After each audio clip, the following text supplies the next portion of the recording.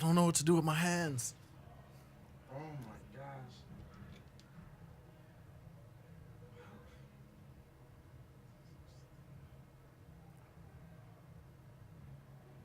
There you go. Boom. Starting with hey. Okay, we're gonna start twice. Um, Thank you, everyone that's joining us right now. Hopefully, you can hear us. We're here at Music Town. Um, we are really happy to have Myles Morgan. Real quick, we do one more technical check. Are we good to go? Oh, awesome. Thank you. Okay, good. Now we can start for real. Yeah. So, okay, this is Anti-Gravity Detroit, where we talk about black business and societal issues, personal struggles, external things that you hear about all the time. I got with me Myles Morgan of Mind Blown Life Coaching, and today we're going to talk about black entrepreneurship and mental health. So that's a serious thing because both those things, a lot of times people think they can't exist together. Yeah. Like You can't be successful and happy at the same time. yes, Yeah. it's mentally stable, and everybody's a little unstable here and there. Yeah. And I'll get into into my story a little bit in just a moment. I didn't say my name. Apologize. My name is Aubrey Agee. For those of you who don't know, but on Facebook, you got to be my friend, I think, to watch. So I'm just feel really fortunate to be able to bring these topics forward. Just a little brief history of why we're doing this is I ran a program that helped entrepreneurs start their companies for the last 8 years, and I saw a lot of black entrepreneurs come through the program, and I saw struggles that were different with them. A lot of times it was fear of success or fear of failure, or just imposter syndrome, which is a combination of the two actually, and they just struggled just to execute. And I saw a lot of people who were not African American didn't necessarily have the same level of anxiety. And so I think that's a definite reason why we asked Myles to be here today, is because anxiety is so huge, and it's like it's one of the biggest things that keeps people from doing what they want to do. Yeah. So just another little caveat history too is that growing up as a child, I saw my dad have his own business. He made me work for him at age 5, and until he passed, I was 22, and it was an architecture firm. And I saw him do great things with training people on how to in the architectural field. Most of them did not become architects, but he grabbed people off the street and he taught them how to be professional. And a lot of them got into architectural related fields. And I saw him have the utmost confidence in himself and in people. And I still saw like struggles, and I didn't know what it was. And a lot of it had to do with bias. He was loved by many. He was in the city planning commission. He was the man, but still he didn't get like big jobs here. In foreign countries that were black, predominantly of African descent, he got hotels and hospitals, right? But here he got churches and schools and maybe an annex to a building. So that always I didn't ever comprehend exactly why that was the case as a child. I was really like frustrated with that. I was like, why is he not? At first I thought it was him. So, and I saw the anxiety that he had, of keeping that level of positivity in this company for his people. So, and I saw how he took work home. He's never left work actually. So all right, that's my little caveat, my little story. Myles, tell us a little bit about yourself. Yeah. Yes. The first thing, as you were talking about how serious anxiety is for people, just triggered in my head. So we talked earlier, and it was kind of like preparation. And one thing that I didn't even recall or like share when we were talking earlier is that I have dealt with anxiety for damn near my whole life. Yeah. Had no idea that's what it was, for most of my life. And it really hit a peak right at the beginning of my entrepreneurial journey, to the point where it was like chronic, generalized anxiety. It didn't get to the point where I was like incapacitated, or it wasn't actually to the level of being a disorder where it like shut me down. Right. When did your journey begin as an entrepreneur? So let me go back. Let me rewind a little bit. So My entrepreneurial journey started in 2014. You know, let me think about the most simple way to say this. Basically, I realized, you know, shortly after college, I was being a consumer in Detroit, and I said, I don't want to just be a consumer. I want to be a producer. I want to actually create and contribute. I actually got Techtown has a program which I highly recommend. It's a entrepreneurship training program. Got into that. Started a company. DTX. Yep, DTX. DTX, yep. I started a company with two of my closest friends, now business partners. I got my master's degree in counseling psychology from Wayne State. I graduated with that in 2017 and actually then started my journey as a life coach. Right. Yeah. Right. So when you started your entrepreneurial journey, what was the desire to start it? I know you said you didn't want to be consuming producer, but like there was something that happened that made you say, we want to start this kind of company. Yeah, well, for me, I was working in education, and I realized that the way that the system was set up, you can't fix. It's kind of like the analogy. Which school? I was working at Cody High School. Yep, in Detroit. I was a college advisor, and I just saw, you know, how fucked up shit was, you know, and like being like I had a passion to like impact kids' lives, and I realized like working from within the system is just ineffective.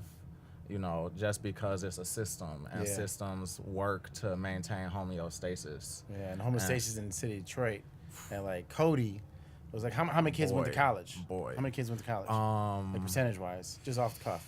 Okay, Back then. I mean, it's an interesting statistic. So let's say we would have 95% college acceptance. I'm throwing up the scare quotes for people who are listening.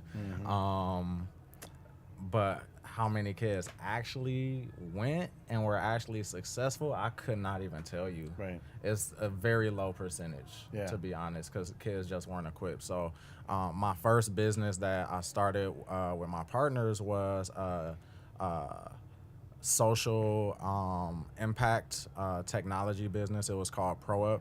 The product still exists. There are students who are using it and who are being impacted. What it does, it matches high school students to opportunities, whether it be like career, learning opportunities, internships, whatever, and it does so based on their interests. Yeah. So that was basically my friends and I were like, we have to build something that works. You know, better that's scalable, that can impact more kids. Right. Yeah. Because you guys saw, and I've seen you guys, so that was one of the mentors in that program back in 2014. You guys saw that there was a lot of students who just didn't know what to do. They didn't know what path to take. Yeah, I had no idea. And I remember seeing your videos, like it showed like hundreds of little people, and like only 4 people knew what they wanted to do. And you guys, you know, so you guys were close. You guys were next to the problem. You guys were dealing with the problem directly. Yep. And everybody loved what you guys were doing because I mean you had a true purpose. You saw a true problem and you wanted to solve it. And lots of people have seen that problem in the city of Detroit for the last like 30 years. Right? Where it's just not enough exposure of opportunities to the kids that are there, and they're not, and also they're not necessarily equipped the best to go after them. Doesn't say anything about their intelligence. And so there's absence of opportunity, lack of opportunity. Right. And so you guys were on this mission, and you guys were pitching, and you guys sound great. And you all sound great. But your front woman, she was killing it. Yeah, in the she's a beast. She is a beast. Yes. I mean, you guys are an amazing team. And just I remember seeing you guys get the pitch down right, and you guys were kind of paraded around a lot, right? And everyone said you were great, right? So what happened from that? Like, did the sea of money open up to help you guys get going, or?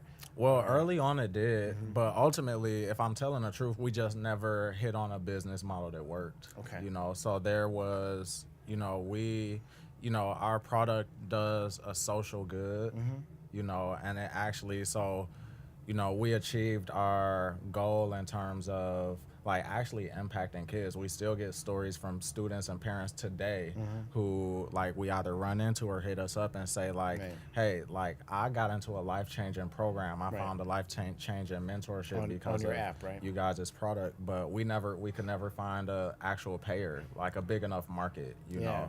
know. And so we've still been, you know, we kind of, so to answer your question, we got a bunch of money up front, applied to a whole bunch of pitch competition. Are you okay with saying the amount of money? Yeah, Okay. it was the total was like $50,000 from various pitch competitions in the city. Okay. Yeah. So you know, In the like state. in the West Coast. Oh, when you that's start out, nothing. When you, That's because when nothing. you say it's a bunch of money, Yeah, it was- 50,000 is like, But you gotta think 2 of- months of operation. Yeah, think of it this way, like for us, Yeah. as like it's the context. Like this Yeah. was our like was awesome. we were all educators, Right. Like we were all college advisors and high school mentors. So this was our first exposure Right. to entrepreneurship or business or anything like that. And so yeah, 50,000 was big. We had no anchor, no context to understand like the relative Right, it's- amount, yeah. you know. Right. Yeah. We have an audience. Have a seat, sir. Make yourself relax. You can't see it. We just had How you Barry doing? Gordy Jr. just stepped in because he liked my voice and he heard about Myles, and so he's in the background. Can't see him. No, I'm just kidding. Yeah. So, let's talk about that. How did again, that seemed like a lot in context, 50,000 or whatever. Yep. But to really get you guys going, did you guys ever estimate how much it would take for burn rate for like a year? Like to get the money for Yeah, we advertisement. did. to I bring someone mean, on board? we have various estimates, various like financial models. What was like your big one Um, for a year?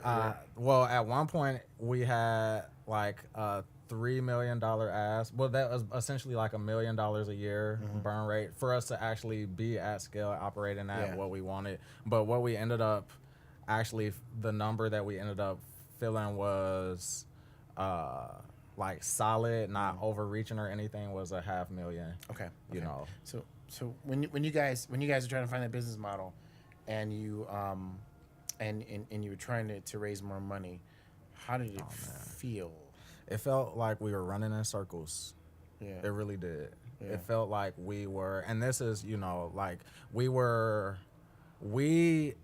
it's kind of like it's different factors to like this story, but you know, we were talking to local funders, Yeah. potential angels. Yeah. Everybody was telling us like, well, if you could just do this, if you could just Do that. create this model, if you could just And they're do different things, show weren't they? this- They're It different- was all different Yeah. things, and Yeah. we were in such a mindset where, you know, and I think this is what took us away from just actually focusing on, all right, what is the business model? Because instead of like focusing on that, we're focusing on doing what potential funders and investors thought Right. we should do. Right. And then like, so we would spend Kinda chasing the months money. Chasing the money. We would spend months, and then it would end up being a no. And then we'll be like, well, all right, what now? We would then just start Yeah. chasing the next. Yeah, I just got a know, text about it. earlier. I told you Yeah. it was kind of a no. Yeah, Although yeah. I'm not gonna let up. I'm not gonna let up on Yeah. that. But so how did Yeah, so that how was frustrating. That was really like, you know, we had, cause like in entrepreneurship, you gotta have grit. You gotta believe, believe in your vision. So we had that for a really long time, but after a while, it got really like frustrating. Yeah. So, what was like now let's talk about anxiety. What kind of anxiety did that bring on? Did it bring on a great deal of anxiety, or did you just say, okay, did you just accept it and kind of move on, or? Well, the anxiety conversation is a little different. You know, it's kind of like a backdrop, or it's like couched. It's like two things that are co-occurring. So, you know, each of my partners, we all had to deal with our own version. So like my particular form of anxiety was like, I have like a history of like just a very strong fear of rejection. And that's personally, that has nothing to do with entrepreneurship, but of course it shows up as I'm trying to pursue like getting in front of people Yeah. and pitching, and you know, I created all of these things that if I could just do this or be this, like I Right. really wanted to be the CEO of my company. It ended up actually being the CEO of my company, but it was all coming from this place of anxiety and trying to prove something. You know, another one of my partners had, like, the more successful we got, the worse they felt.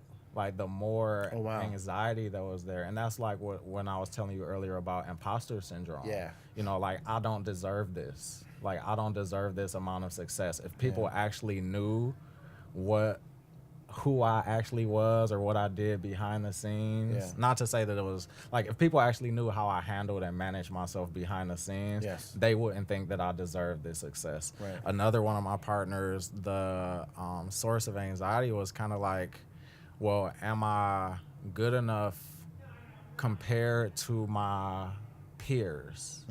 You know, and kind of like a constant battle against being perceived as a loser. Yeah. You know, and all of that for each of us, they each came from like really early experiences in our, like, Let's you go know, there. family Let's of go origin. there. Let's Yeah, go yeah. there. I can go first. I can get deep and blah. Oh yeah, man. I mean, as a life coach, this is like my life. Yeah, I know. I know. I'll spill the beans. I don't want to put like all my partners' business Oh yeah, out yeah, there, yeah, but yeah. yeah, for me, you know, I had an experience. So for me, and this is kind of like my spiel, Right. when I talk about anxiety and talk about transformation and talk about doing the work, Right. the quote unquote work. Right. I was a really happy kid, like really happy, really self-expressed. Most kids are, you know, when Right. we're born, the world is our oyster. Right. You know, anything Right. is possible. Dreams, imagination, candy, everything. Yes. When I was around the age of 7 years old, so my dad was an alcoholic and a drug addict. My parents had adopted a girl who was my age, and by the time she got to our household, she had been through a number of traumas. So it's like she was already kind of like hardwired in a very just, you know, pyromania, compulsive lying, all types of stuff. Right. And so that kind of like sent it over the edge. So basically, long story short, one day my dad left me and my younger brother at home, didn't come back. Right. And I remember that moment like it was the glitch in the matrix for me. Right. You know, like that was a moment where shit kind of just like my reality broke, and I Right. said, oh wait, everything isn't adventures Rainbows and and butterflies, fantasy, yeah. like all of that stuff. And I remember I cried myself to sleep that night, but the thing that kept replaying in my head was like, well, first of all, what did I do? Does he not want me? Right. Did I do something wrong? Right. You know, and I kind of like internalized that. Didn't know that I internalized it, but I carried that fear, concern. Like, my dad left because I made a mistake. I did something wrong, and so he doesn't want me. And the way that our minds work, you know, those things become like generalized beliefs. Right. You know, they bleed into, they become like part of our identity, our schemas for ourselves, Right. our schemas for other people, our schemas for the world, and it's just embedded in our minds. Yeah. You know, and so my reaction to that was, well, I have to make people want me. Yes. I automatically assume that I'm not wanted. I go into you know, I've done a lot of work to transcend or like transform this belief, but what's been sold for me over time is like, well, I automatically assume that I'm not wanted. Therefore, I have to make people want me. Yeah. Therefore, I have to be as likable as possible. Therefore, I have to be as valuable and as useful as possible. I have to be great.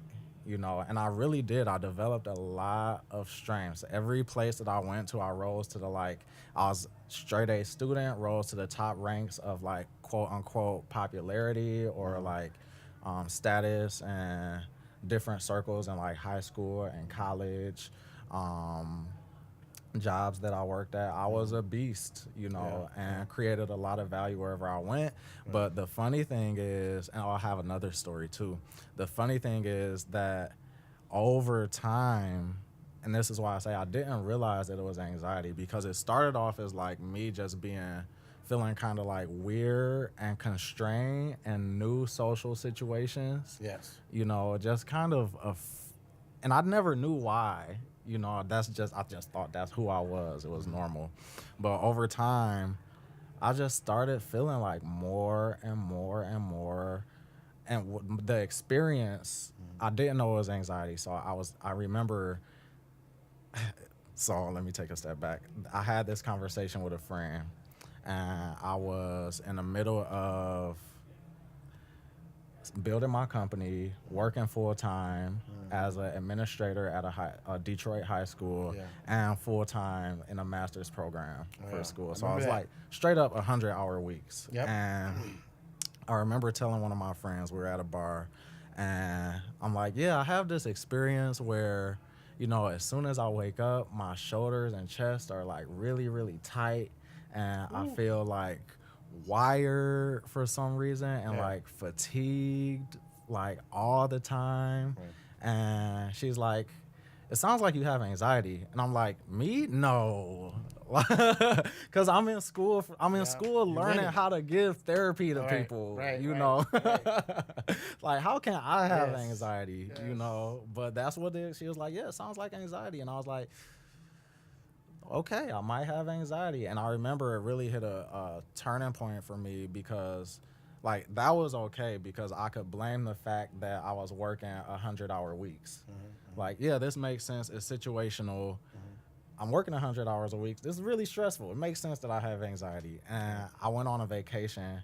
It was one of the most beautiful vacations I've ever gone on. Visited one of my friends in San Francisco, drove up and down the coast between Portland and the Bay through like, I was driving through like, you know, the redwood forest, seeing the ocean. It was beautiful. Like, I was listening to like audio book about vulnerability and having all these deep conversations with my friend, and I was anxious the whole fucking time. Yeah, the whole time. You couldn't enjoy it? I could not enjoy it. I've done that. Her parents had like a house on the hill overlooking the whole bay. Oh, man. And I was just sitting on the back porch like, why am I still anxious? Yeah. And that's when I knew it was a problem. Yeah. You know? Yes. And when you're in paradise. I was in when you're paradise and I stressed. still felt that. Yeah. Oh, my God. Yeah. And so, you know, there were other events like through doing like a lot of transformational and self-work. There were other events that I identified in my life that actually contributed to that, where like my internal conversation was like, okay, well, I have to make sure people want me. I have to make sure I'm creating. Actually, the way that my anxiety would manifest is like, do people want me? Is so-and-so mad at me? Do they like me? Did I make a mistake? Am I creating enough value? Does my boss think I'm creating enough value? Am I being useful enough? Did I mess up at work? And this all kind of came from that night.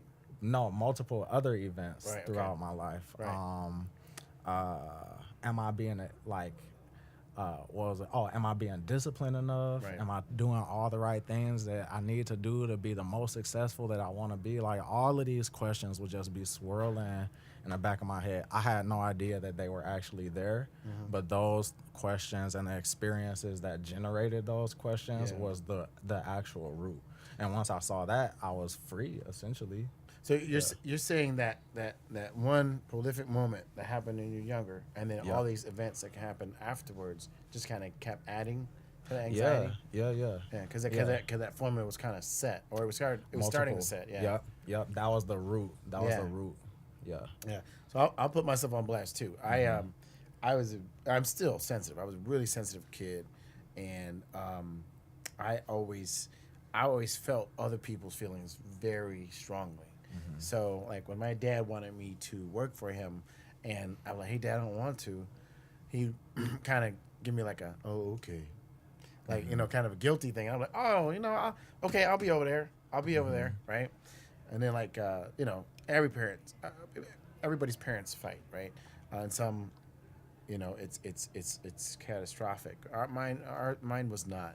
But there was a battle, right? And it was a constant battle. A constant like power struggle, and so I always felt that that stress between my parents, and so I always felt like I had to fix their problem. So I would talk to them at like age 6 Yep. until I don't know when I realized that was wrong. Yeah. But it took many years to figure out that was wrong. I realized that was just their problem, and I did not need to be pulled into it. And I got pulled into so much that, you know, my mom would, she'd want me to be on her side, but I would logically come to my own conclusions, and I wouldn't at times, and she would be upset a bit, and she would shun me. So I always had this feeling of abandonment. I think for one, it's just I overfelt people's feelings. Right? You know, when they're disappointed in me, or whatever, and they kind of shut down on you, that gets to me, right? And I had it happen, and it just felt so magnified, and it came from family, and so I've always been I've been the cool kid in groups, I wanted to get accepted and that kind of stuff, and I see the beauty in people, and I think it's amazing, and it's always a love fest in the beginning, but whenever I see like the shunning or whatever, I start to like tiptoe away, and then I tiptoe away. I don't like blast out of there, but after a while, people are like, oh, where did Aubrey go? And then after a while, they stop asking where Aubrey went, and then I come back, and, oh, hey, it's good to see you, right? But I've been here all along, so that's been, kind of a source. That's been like my biggest problem, is getting over feeling inadequate, right? Yeah. Feeling like feeling abandonment, right? And most of it's in my head, right? Yep. It's all in my head. It's all in my head, and I learned that from you. It's all, no matter what happens to you, right? I mean, things are traumatic that happen to people, right? Yep. And that's Real. legit. Their feelings are legit, right? And their struggle is legit, but it's up to each individual to Man. when you see that when you're able to see the problem, which is work in itself, right? Yep. Right? There's work you got to get to that problem. Yep. But once you realize that problem, what is it? I mean, ultimately what it comes down to, and this is like it's like this is the result. Yeah. We can like, take it back. you're We can take doing it the back. work. Want to take it back? Yeah, well, this is what I'll say. Like, ultimately what it comes down to is like taking responsibility. Yeah. Is that's what, 'Cause and it's that's your life, the thing right? that people like, that's a hard thing to do, especially Yeah. like, when there have been situations in life that you feel has like you're a victim to. Yeah. But ultimately what people discover is that, oh, well, yeah, that happened, and that is the past, that happened, and here I am right now. I get to determine, what I'm gonna do about what I inherited, because like a lot of, when it comes to mental illness, especially in a Black community, like, and regardless for human beings, period, like emotional charges are intergenerational. They get passed down from parent to child, from parent to child. So we inherit these things. Like, you can think of like just Black families, we're still inheriting a lot of the emotional trauma from back to slavery and before, But it's like, well, once you realize that, oh, this is something I inherited, I have a choice about what I'm gonna do with it, whether I'm gonna continue to relate to it as something that's messing up my life and that I can't escape, or like, woe is me, or am I going to actually transform it or transmute it, like turning lead into gold? Am I actually gonna take this experience and like make it into something that actually gives me strength? Yes. And that gives me an advantage in life. Right. So yeah, that's what you do with it. Yeah. Yeah, those blocks that are in our way. Yep. Right, that are real or perceived, right? Yep. Like racial bias or trauma from family, or some whatever challenge we're born with or we inherit. Yeah. Yeah. So You have a choice. I remember, because like the way that I responded when I realized that, oh, this is actually a real problem. I heard like, oh my God. I one day I was with my grandmother, And I was having a conversation with her and a few of my aunts and uncles. And, my grandma, I've never had like that. We haven't had that many very vulnerable shares. It's a big gap. Yeah. And so, like, one day, I'm having this conversation and she's just sitting there quiet. Everyone else is talking and she just opens her mouth. It was like I was like practicing coaching with my family. And she opens her mouth and she says, sometimes I just feel like I'm not wanted. And I'm sitting there kind of awestruck because my grandma didn't raise me. Like, I don't have that strong of a relationship, but I'm like, Grandma, I have that exact same fear. Yeah. Like, I have that exact same feeling that I've been carrying around with me. But so that's like. Did you blame her? No, not at all, man. Because of you, Not Grandma. I understood. Give me some candy. I'm leaving. leaving. No, I was kidding. I was kidding. No. But what happened when I discovered that, this anxiety is a real problem. Yeah. We all have ways that I could have said like, oh man, because of this, I can't do stuff, or because of this, blah, blah, blah. I could have even said like, this is something that I'm stuck with. Right. I could have said And just that. not go through it. Just I let have that to- block be in the way. I have to manage this for the rest of my life, but I Right. was like, oh hell no. I was like, I am going to, and to me, I'm very spiritual. I have a very strong relationship with God and the universe. So I said, like, I am going to, like, it was a prayer. I said, God, please help me. Please help me, like, break through this. Yeah. Especially for me, and I guess, like, for me, because I'm a life coach, it's like, well, how can I help somebody else break through their shit? Right. If I can't break through your my own, Right. So that was like, I made up my mind, and that commitment is what was the trigger or the causal mechanism, and like what eventually turned into me actually breaking through it in a really profound way. Right. But it's like you have a choice in the matter, Right. That It sounds like, and I think you said this in some words, that your own struggle, subconsciously realizes, made you want to help others get through their struggle. So that's your strength. So your weakness, your block became your tool, right? Yep. And it does. It yeah. still does. I was working on a money, abundance, prosperity block earlier today because I realized I haven't been coaching people as powerfully as I could have around that. Right. And like, so then what do? Well, there's something here for me to work, like discover and work on. Like, I must be blocked in some area. Yes. And I got to do that work to then help others get unblocked in that area. Right. Yeah. Yeah, because you wouldn't know. Like, you wouldn't really. How would you be able to help somebody else if you couldn't recognize their problem? I mean, I think it's our greatest gift is our biggest weaknesses can be our biggest strengths, and especially for entrepreneurs, because entrepreneurs are trying to create something, some widget or some service that's gonna like make the whole world better. Yep. Right. And so I think it's very important for entrepreneurs to be able to recognize their blocks that are in their way, because that block inspired them to create a bridge over it. Yeah. And they have to recognize it. Yeah. In order to get past it and be a healthier themselves, and then also a healthier entrepreneur too. But I'll also say that another way, same thread of thought, but like all our outer world is a reflection of our inner world. So like if you want to become a master of your outer world, your environment, your career, your relationships, like anything in life, the most powerful place to like work on is like your inner world.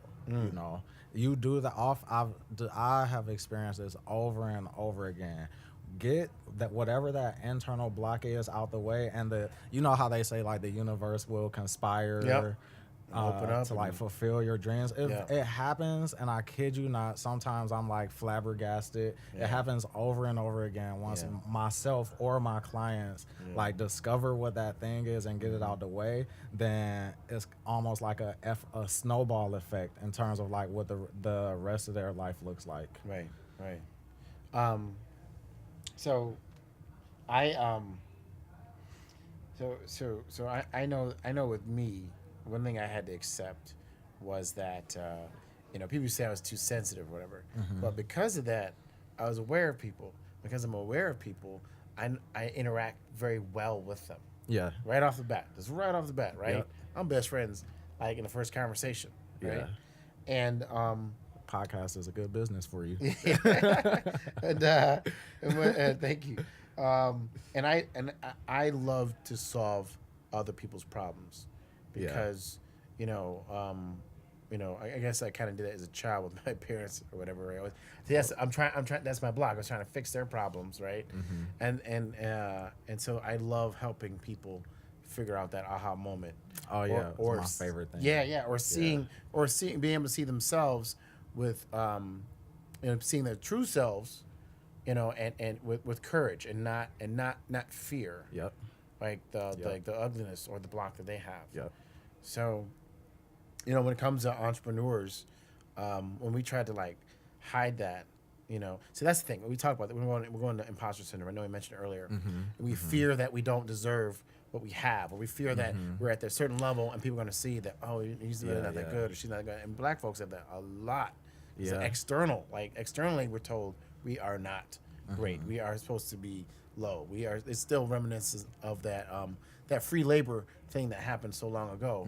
I mean, we still have not, the view of us from outside is still low to that degree, in my opinion. And so, again, that's something we recognize, and as a block, and we can either let it be in our way, which so many of us do, or we can bust and go through it, right, or go around it, and use that to make ourselves stronger. Yeah. So, but that imposter syndrome, I mean, it's hitting every which way. Yeah. You were about to say something. I'm sorry, I cut you Well, off. I was just gonna, agree with you. It's like one of the biggest diseases of humanity. Yep. There's this video. So you guys who are listening, if you're like watching on Facebook now, you can go to YouTube right now. I think it's called like the biggest disease. Go to YouTube after. Oh yeah, after.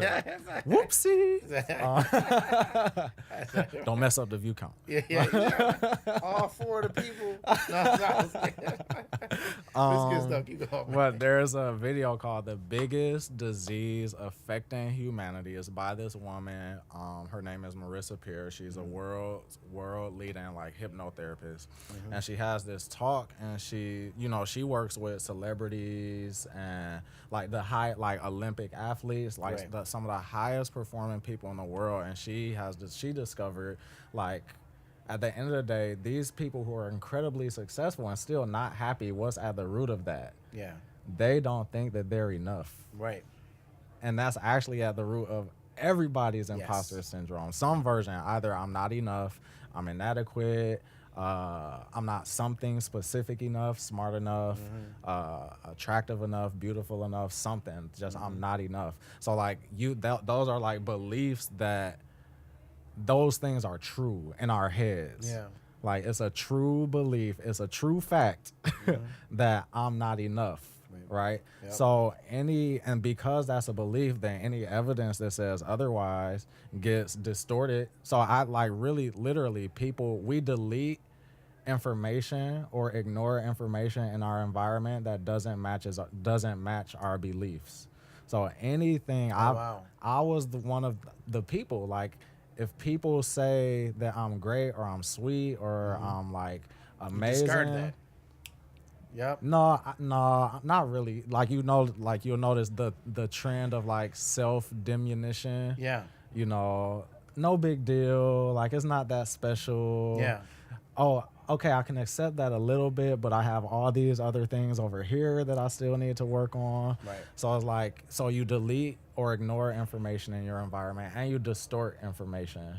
Like you distort your experience to fit your belief. Yeah. And so everyone in some way, shape, or form, the people who have imposter syndrome. Oh, so what I was saying was a person can win an award and be praised up and down. And the more they're praised, the worse they feel because that praise does not match their view of themselves. Right. Yes. Which is, I'm not enough. Right. And so the work to do is to really get to the source of I'm not enough and pull it out, uproot it. Right. That's so that's so it seemed like there's always a simple answer to complex problems. Yeah. But you got to do the work. Yeah. to get there. And you just said pull it up. Like I was like picturing in my head, like my own insecurities, and I imagined like pulling it out, and I felt good when you said. I was like, yeah, I'll pull it out. It's gone now. Yeah. And but I I think acknowledging it, right, and we got to keep acknowledging it. The first step. Yep, and then keep working on. Yep. On pulling up, because our habits, we're creatures of habit, right? Yeah. And when we're entrepreneurs and we work 100 hours a week to make something happen, we're trying to bring that next sliced bread invention out. Which, by the way, I discovered you don't actually have to. That's another major discovery, like the whole gospel of the grind. Gospel of the grind. Is that a term? I don't know. You gonna quote Maybe. Trademark it. I'm trying to trademark white validation. You can trademark that. Yes. Like, Gary Vanderchuk, Eric Thomas, not Detroit Eric Thomas. Yeah. The other Eric Thomas. He's not as prolific as our Eric Thomas. The gospel of the grind. Gospel of the grind. Like TM. people was like, you have to, if you're not working harder than your competition at every moment of the day, then you're not doing it right. You know, I bought into that. Wait, we're going on a tangent though, but I'll just keep going. That's okay, man. Yeah, like the myth of like putting in 100-hour weeks to reach success is missing. What is missing is essentially, this is kind of like a higher level way of talking about it, but it's just missing strategy. It's missing like alignment with like because if you align your actual strengths with your actual passions with like the way that you work, the way that you work best, and in the specific industry that is like that matches, then you actually can produce like 10 times the results, 10 times the impact, 10 times the value by actually doing half the work. Yes. So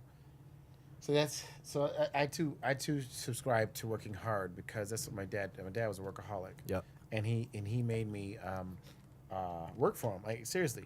And I know I said this before. Age 5, after kindergarten, every day, or was it 3 days a week? I don't remember. It was either 3 days a week or every day. I'd come home, and then I'd go next door, because the office was next door. The office was next door.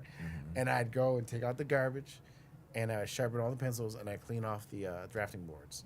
That was age 5. Age 7, I was tracing. By age 9, I was doing floor plans and elevations for stuff that was actually getting built. And so I always felt my dad's, I don't know if I felt him or whatever. I think I did, because he always was, he never left work, even went home. And that was a big problem in the marriage, was that he was always at work. He was always thinking about, even when he was home, which was next door, right? So where was he most? He was always in the office. My mom said that during their wedding day, the wedding was at the house. He was next door at the office. Yeah. So I always felt like I had to. I always feel like I have to work. I have to grind. Yeah. Because I saw him grind, and he became an architect when it was in the 40s. Him and like one other black dude were the black architects. People didn't do that back then. Yeah. He just ignored everybody and just did it.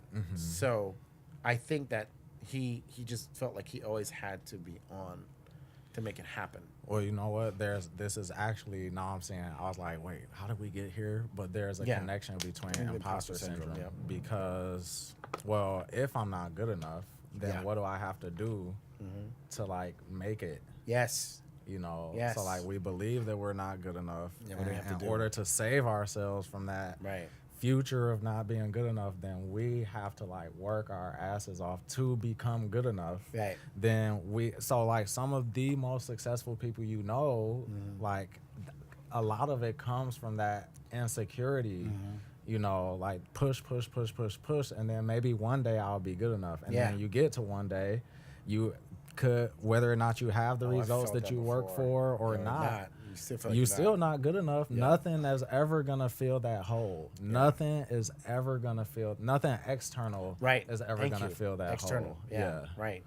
But we feel whole when we realize that we are enough. Yep. That we are validated by the fact that we exist. Yep. That we are here. We're here for a reason. Yep. And it's up to us to figure that out. Yeah. And we should not have anxiety about that, because life is a journey, and you learn on the way.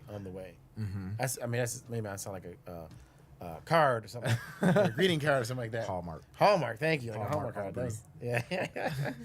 But that took me, and I got to say, when I went to your sessions, I learned that. Like, I might have pieced it together here and there, but you really did set it up like a format to understand all those things. Yeah.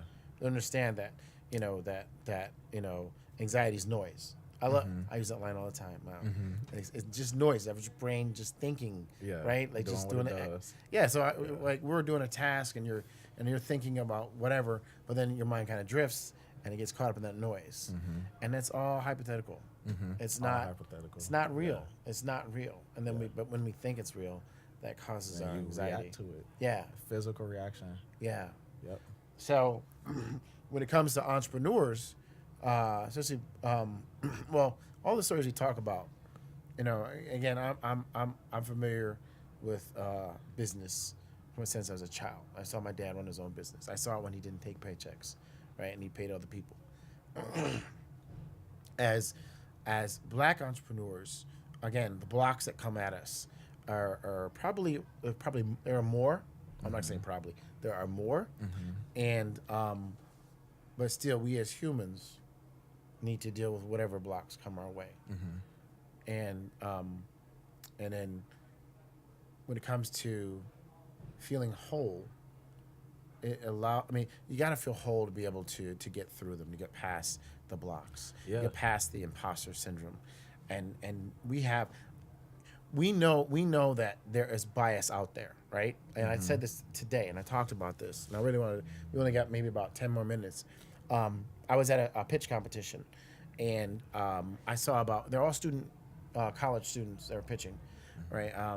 There was I think I saw 10 pitches, and there was one Black woman who was beautiful, and she did well, and her business wasn't just an idea; it was an actual running business, and she showed how she could grow.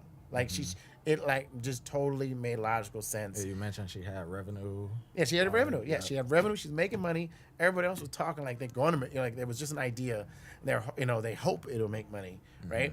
And then there was this white guy that was kind of chubby, and he didn't wear a jacket. Now everyone was suited up because it's a pitch competition. He didn't have a suit jacket, right? He looked like a typical engineer, right? And his idea, I don't remember what it was, and that's shame on me. But it was simple, and it was engineered, and it was amazing. And I was like, this guy has something. Neither one of them were in the top 3. It was just white dudes with suits that were thin, right? That were in the top 3.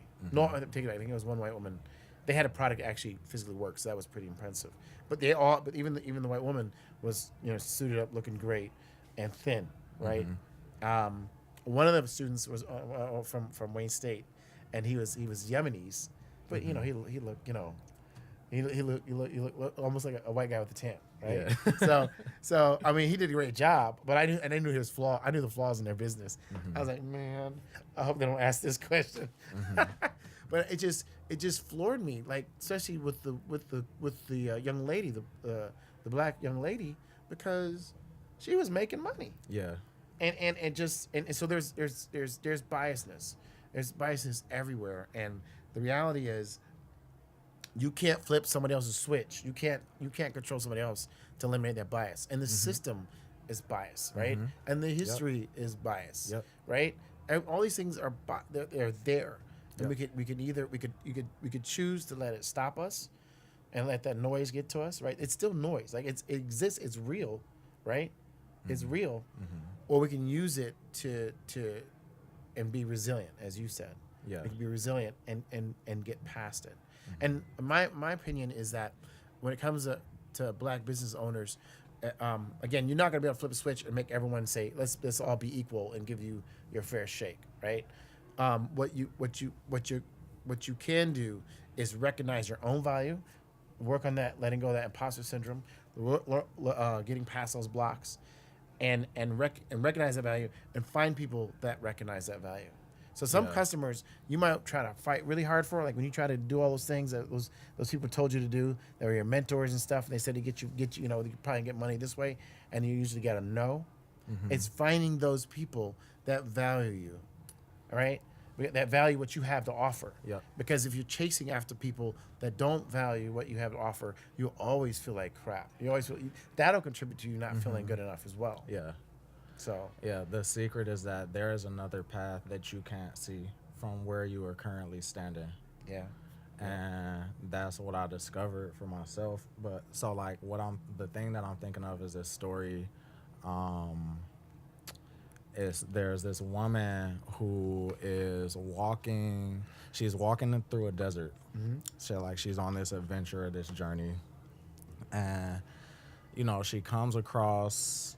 She's walking, sweltering heat. The air looks all wavy, like Yeah. how air looks in deserts. yeah, on the road. Wavy air. Yeah. And off in the distance, she sees something coiled up on the ground, and immediately she's like, "Oh snap, that's a snake!" And as soon as she sees it, it's survival mode. So her body, everything is like immediately tense. She's looking for a stick. She's like trying to muster all of this courage. Like, I need courage. I need to like be on my P's and Q's. I need to do all of these things so I can get past this snake. And so she musters this courage. She finds a stick. She takes a few more steps forward, and all of a sudden, like something in her perspective shifts. And she realizes, like, oh, wait, that's not a snake. That's actually just a rope that somebody left. And when she sees that, like, nothing else has to change immediately. Like, she no longer needs courage. Right. She no longer needs a big stick. She no longer needs... Like, she's no longer in survival mode. Right. The fear dissipates. And she says, oh, well, all I have to do is, like, take this step. And it's gone. And so, like, that's the analogy for, like, how whether you're, like, an entrepreneur of color, whether you're a woman entrepreneur, like, whether you're not an entrepreneur and, like, you're just dealing with life, like, the way that we typically relate to the obstacles that we're facing out in life is, like where... those obstacles are often a rope disguised as a snake. Right. We think that it's a real threat. We think it's a real danger, but when you do the work to like shift your perspective, you realize like, oh, I can just take this step over here and be where I want. Right. Be who I want, do what I want. There's no actual block or obstacle there. So like that's the power of essentially like doing transformational work in particular, which is slightly different from like therapy. Therapy is important as well because it helps you we need to process, because a lot of time depression, anxiety, a lot of that is like just unprocessed experiences that we're resisting, that we haven't made peace with, that we're carrying around. Is like very real baggage. So you got to do the processing first so that you can get to a place where you can actually do transformational work, of turning the snakes back into ropes. Yeah. I totally agree with that. I personally myself, I think that, doing that transformational work, you helped me out a lot. And I know that there's some things I still need to work through that require therapy. And everybody should, if they can't work through that process, if they can't handle what's going on inside of them, that do not be afraid to get therapy. Yeah. I don't know any resources off the cuff, but I don't have any therapeutic resources off the cuff. Yeah. But I will like just say another thing about therapy. Ultimately, because a lot of people, you may try a couple therapists and feel like it doesn't work, or like, I don't really like this person. But ultimately, this is what the one of the primary values of therapy is that you find somebody who can listen to you with a sense of unconditional positive regard. the biggest thing about therapy is the relationship that you have with the therapist, that you feel safe and like pouring out your heart. Okay. And once you can do that, regardless of the therapeutic approach, they've done studies where like people have different approaches, like whether it's cognitive or emotional based or whatever. Right. Like the 80% of the change that happens in therapy is based on the relationship that you have with your therapist. You said unconditional. Unconditional positive regard. And that means what? What does It that means mean? like you feel like no matter what you say to that therapist, they are gonna regard you positively, Be in your corner. be in your corner. They aren't gonna judge you. They'll still experience you with like a love and acceptance, you Okay. know. And so like for people who, you know, are pursuing therapy, that's like something that relationship is probably the most important thing, you know. Yeah. Okay. Yeah, I had a therapist once, and he was probably needed a life coach at that time because I was very aware of everything. He would sit there and drink his big gulp, and I would ask him for like tools to help get through the go through the process. And he's good at listening, but he just wasn't there all the way. Yep. I noticed that, and I left. Yep. I left. I left him and his big gulp. Yeah. So I just remember him making that noise. Okay, and just listen. He didn't really. Yeah. But he's kind of checked out. So, what I want to do is I get in this episode we really wanted to emphasize mental health. We want to emphasize that whatever problems that you have, you're not alone. Yep. And that We all going through it. yeah, and that and there are ways to deal with them, and at times to get you need help at times. Yep. You need to share. Don't be afraid to share. Like for me personally, my being overly sensitive. That's the wrong word. Being very sensitive. Very attuned. Very tuned. Yeah. Sensitive is not a bad word. Yeah. I'm okay with that. I'm 44. I don't care. I don't care. Right. When I was 20-something, I might have cared about that. Yeah. But I'm sensitive. yeah. So I kind of lost the thought there. My bad. But still. You were saying like how just sharing how important. Oh sharing yeah. is. So my strength, like what I find strength in, is being vulnerable. Mm-hmm.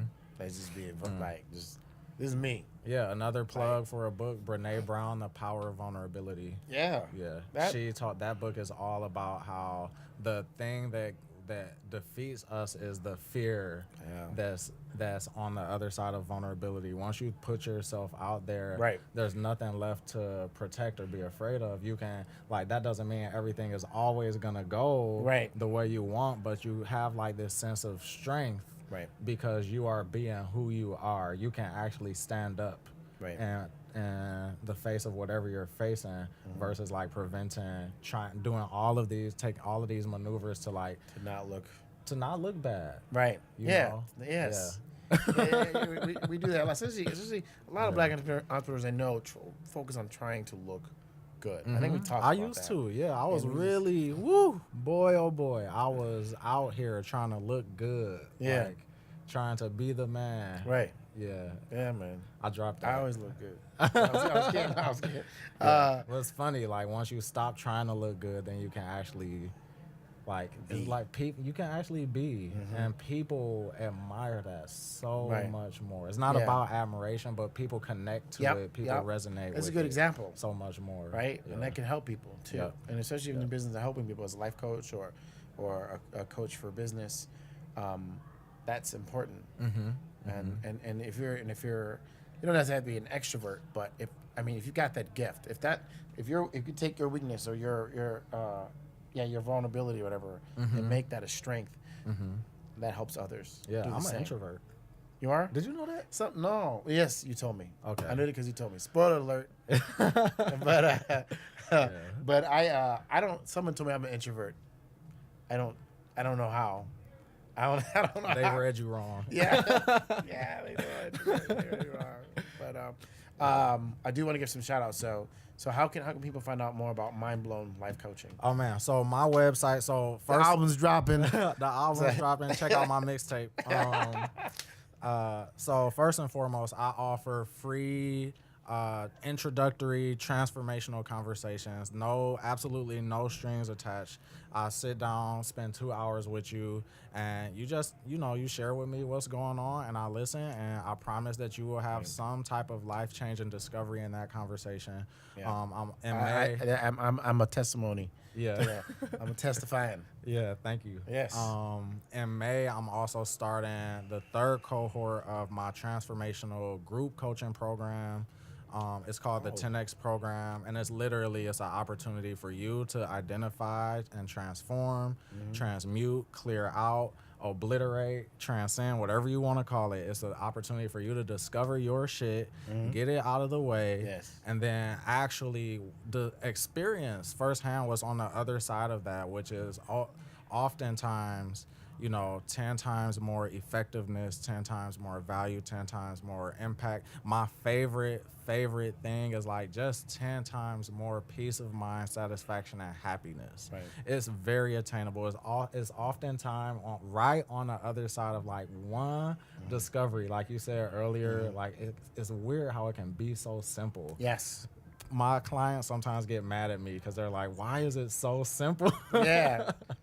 But yeah, so either of those offerings, like if you're interested at all, I would love, my favorite thing is like transformation, making a difference for people.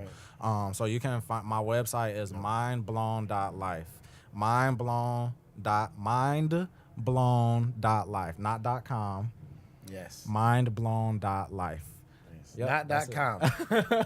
Yes. So yeah. Also, we'll have this podcast. It'll be on my Facebook page. I'll post it other places. You can share it as well. Yep, I definitely will. And then also we'll have the podcast on podbean.com. I'm gonna publish both the first episode with Eric Thomas and this second episode with the great Myles Morgan. Probably in 2 days, and it'll be on Google and it'll Play and on the. I'm not a iPhone user. What's it called? The Apple people, the Apple people's podcast thing. Yes, that thing. I'm gonna trademark that too. I was kidding. But thanks, I appreciate it, Myles, for being here. Man, thank you for having me. Yes, and another question I was thinking, the cohort, because the cohort is group, does that mean it's cheaper? It actually is. It's cheaper hallelujah! Than my, individual hallelujah! Okay, is there still room? Because I need. Oh yeah, I haven't. I actually was. Let me sign up first. Yeah, I just opened up the recruitment. I sent the page live this past weekend. So if you go there, you can actually register now. Yeah. All right. Yeah. Everything if you want to learn more, May. Everything is on that website. All the details and Mindblown.life. Yep. Yes. And check out antigravitydetroit.com. That's my business, but it's also the name of this podcast. We'll be posting the podcast there as well. If you're interested in getting consultation for businesses, my format's the same. The first meeting is free. Yep. And sometimes the second, depends on what's going on. But I want to help people get pointed in the right direction, period. Yep. In the first meeting. Like I met somebody the other day, I said, you just need to talk to your accountant and get some projections done by them. You don't need me. You don't need to talk to me another time unless you really want to. We can figure out what that looks like. Yep. So, So thank you. And we tell stories of Black business, the triumphs and challenges, and we get real. But these are universal stories. We all know that at the heart of it all, we're humans. Yep. And we got to be real about what we have to face. Yep. So that we can find our purpose and get past those blocks. So thank you, Myles. You're welcome. All right, Ryan. Thank you, sir. All right.